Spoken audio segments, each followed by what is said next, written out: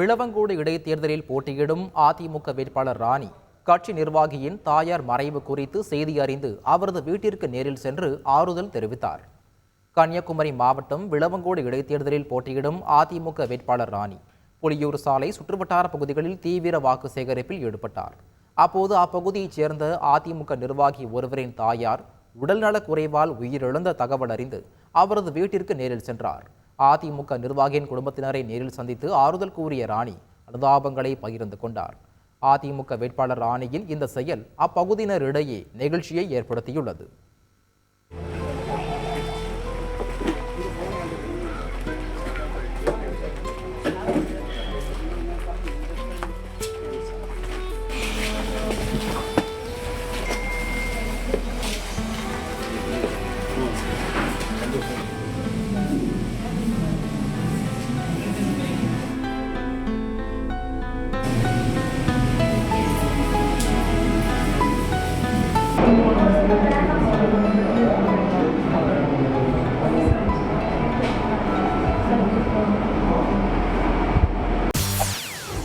செய்திகளை உடனுக்குடன் தெரிந்து கொள்ள உடனே சப்ஸ்கிரைப் பண்ணுங்க.